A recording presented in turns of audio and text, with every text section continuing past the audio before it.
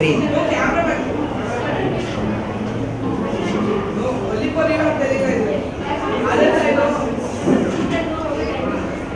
And now, how does this happen?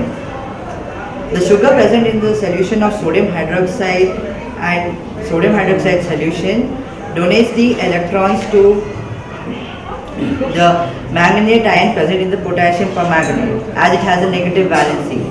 This results in a purple and green solution. The purple and green solution react together and make it look blue at the beginning. The green manganate ion again gets reduced in the presence of water to brown manganese dioxide, and here you can see the final color is orange. And that's how you do this trick with chemistry. Thank you. Good afternoon. My name is Aditya Himda and today my topic is on hologram. What is a hologram? A hologram is a physical structure that reflects light into an image. How does a hologram work? A hologram has four or thin sheets made up of plastic or glass, which acts as a mirror. When we take an image and the image from the first side, it comes into the reflects into the mirror and to form one single object. It works on the principle of Pepper's ghost. Pepper ghost is a four variation opposite mirrors. First, it consists of a glass pyramid. A Pepper's ghost principle can be explained using ray optics phenomena. So, like this is only the one side of the glass. So when the light enters into the mirror from the smartphone, it reflects. The middle reflects and the other refract to form one single object. Who invented hologram? It was invented by a Hungarian physicist named Denis Gabor while he was working in UK. And now I am going to tell you about the uses. The uses are that hologram is used in printing currencies. Then it is also used in theaters, haunted houses. Then it is used in daily lives also. Okay, thank you. I'm Ois, I'm Anu, and we are going to show you the magic cup. As you can see, we are pouring water into this cup.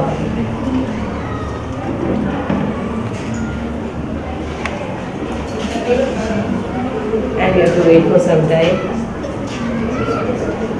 As you can see, I poured in water in this. After waiting for some time, abracadabra, it doesn't fall down. It doesn't fall. You can see that it does not fall down. Do you think I'm a magician? No, I'm not a magician. I have put something in the powder that can absorb water up to a limit that it does not fall down. The material is sodium polycrate. That is, you can get it in diapers or you can get it ready-made in many shops and all. Okay, then after that, the sodium polycrate has many polymers that forms a monomer, long chains of monomer. The monomer absorbs water up to a limit that it doesn't let it go.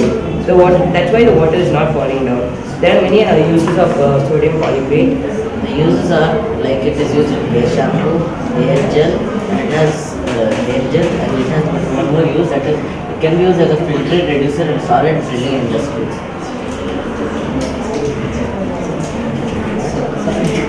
We can get back the water by using NaCl, that is stable solid. Yeah, you get the after you sprinkle NaCl in this polycrete gel, the polycrete gel looks somewhat like this. If you sprinkle some salt on this, you can see that the monomer chains loose and the water breaks out, so you can get it. Thank you. Good morning, I'm Ritu Vachi from class 8A. I'm going to be explaining what is hot ice. Hot ice. Doesn't it sound weird? Let me explain what it is. This is a supersaturated supercooled solution of sodium acetate trihydrate. This is a salt, and why is it called supersaturated? The solution has absorbed more solute. The solid has absorbed more solute than it can. That's why it's called supersaturated. Now, why is it called super cool? The freezing point of the solution is 58 degrees Celsius, which is more than our room temperature. So when it is at our room temperature, it is still in the liquid state, and that is why it is called super cool. So when an extra crystal is introduced in it, then oppositely charged ions together form a crystal, becoming hot ice. And it's an exothermic reaction takes place, and the product obtained is hot. When you touch it, you can feel the heat, and that is why it is called hot ice. Its uses are, it is used in hand warmers, and it is soon going to be introduced in water heaters. The idea of water heaters is that water heater will be placed in the sun, by which the solution will remain liquid, and during the night time when it is activated, it will crystallize and give out heat. But the disadvantage of the solution is that even if there is a small disturbance, it gets crystallized. Thank you. These are my friends Naz and Anita. Here we are going to do blood test.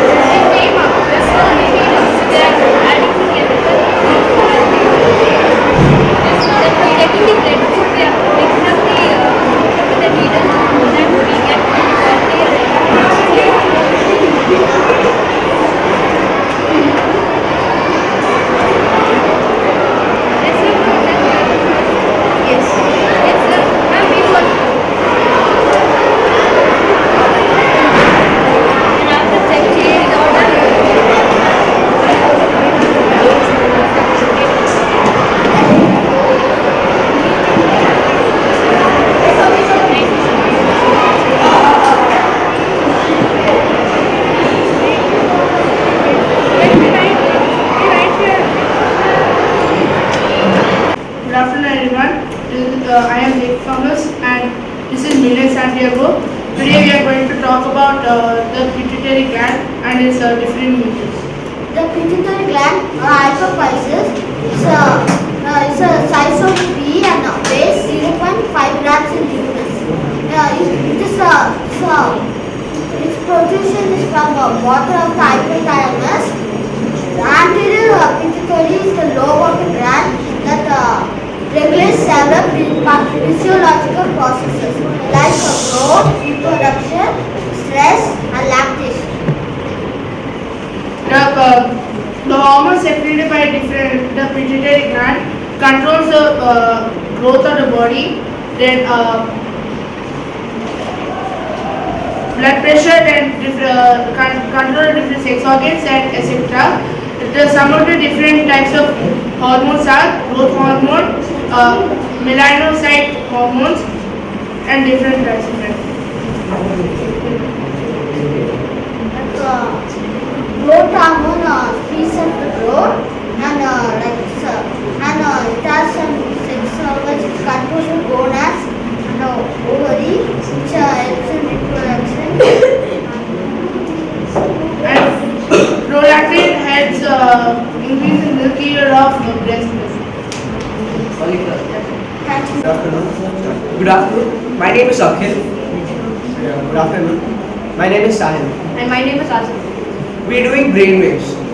So as everyone knows here, brain is an electrochemical organ. It's made up of hundreds of billions of neurons. Now the neurons communicate with each other using electric waves.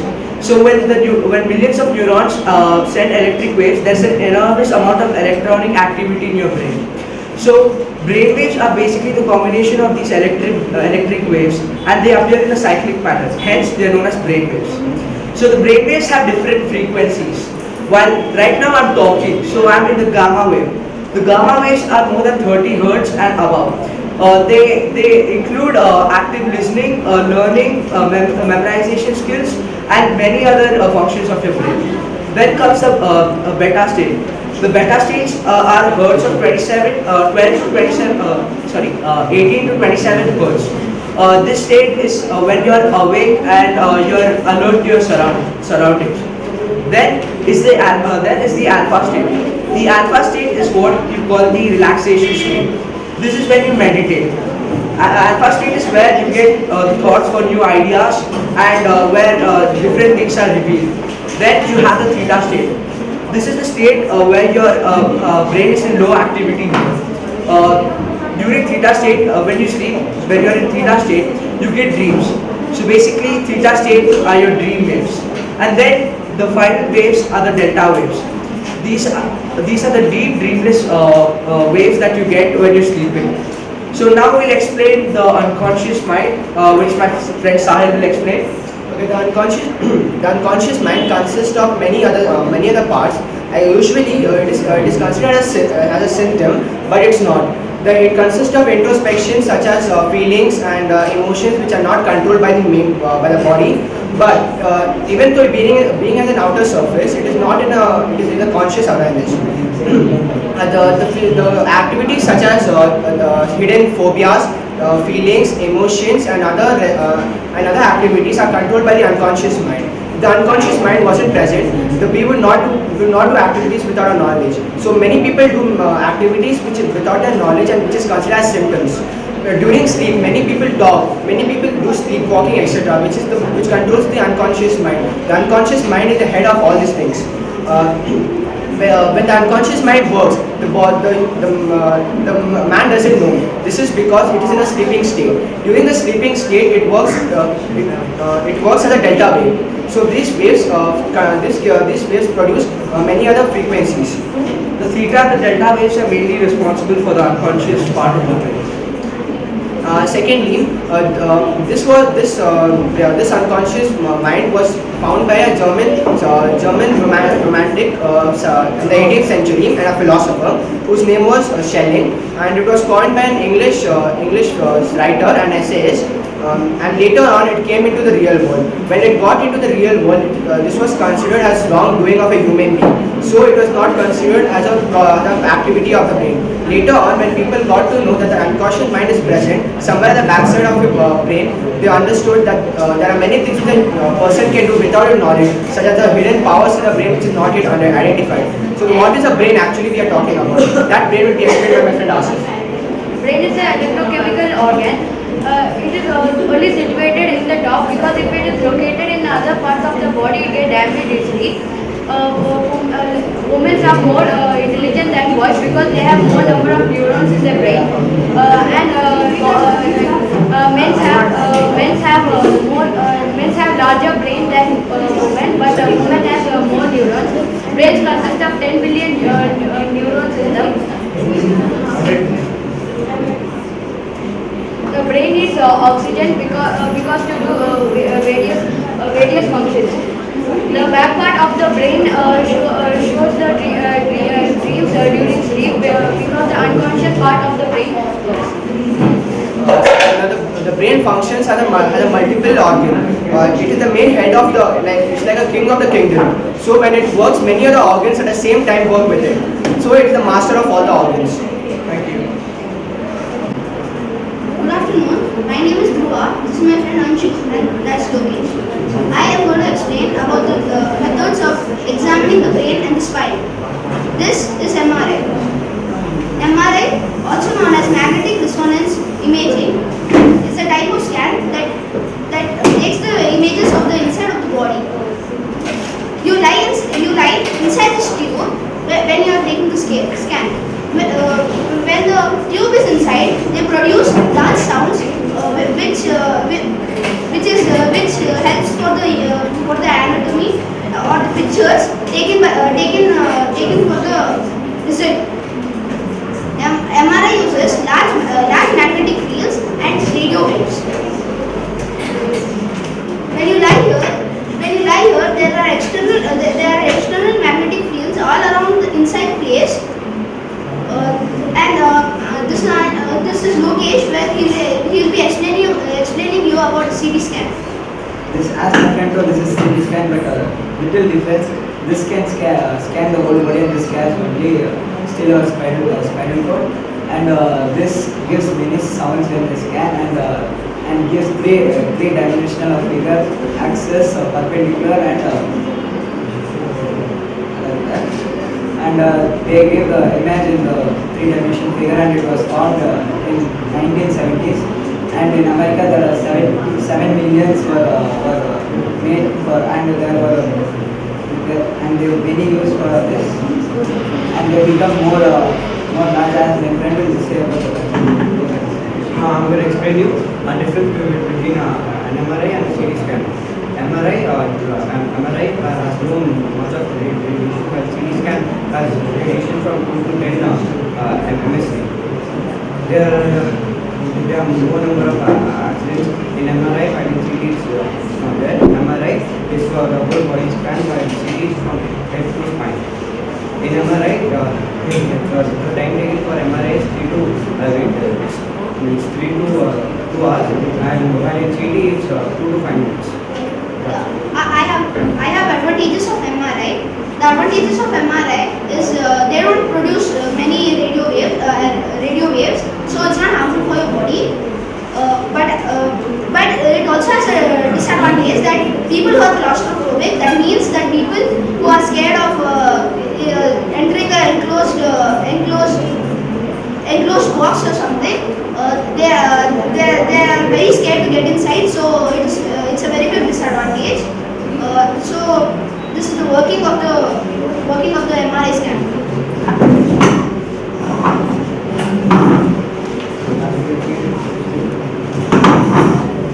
It goes in and scans the body. After 2 to 3 hours, it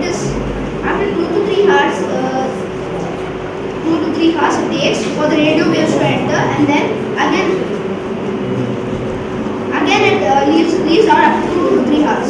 This is the way it comes out, and the person is made to sit down for 2 to 3 minutes, and that's the end. So, but in a CT scan, the only thing is this is the starting point where the person is climbing on it, and the end point is only to the spine. Thank you.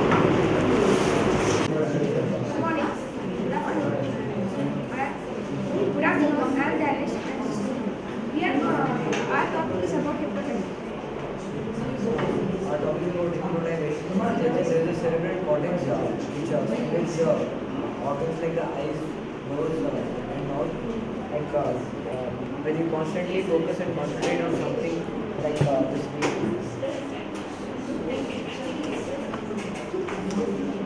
Like this video, the cerebral cortex, which is also core, stimulates the eyes,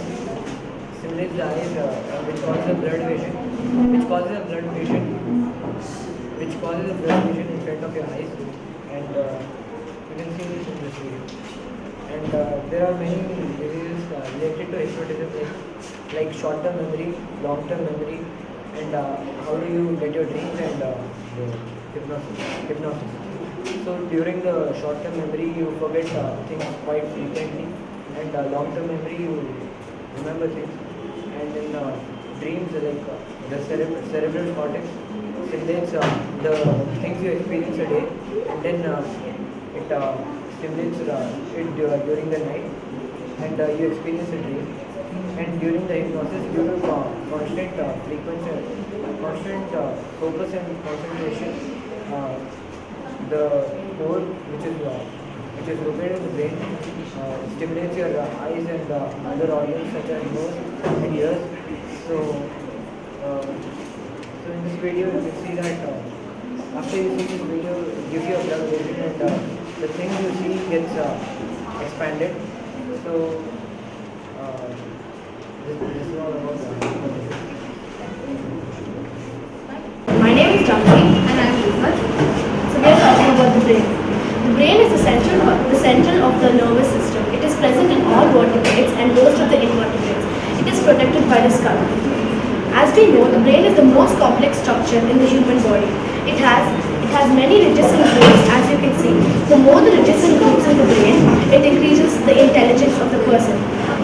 So there are three parts of the brain. The first is the cerebellum, and then comes the cerebellum and the medulla oblongata. Basically, there are about 50 to 33 millions of cells in our brain.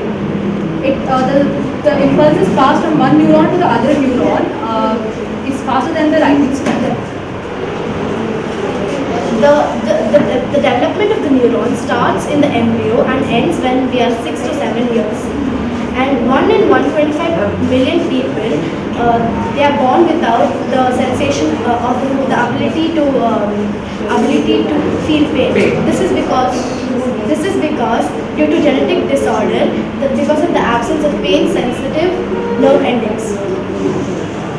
Now, functions of cerebellum. Cerebellum has many functions. First, the function is about language, learning your language. When you learn a new language, cerebellum helps you. And next is the memory and movement, memory, attention, skin sensations, and etc.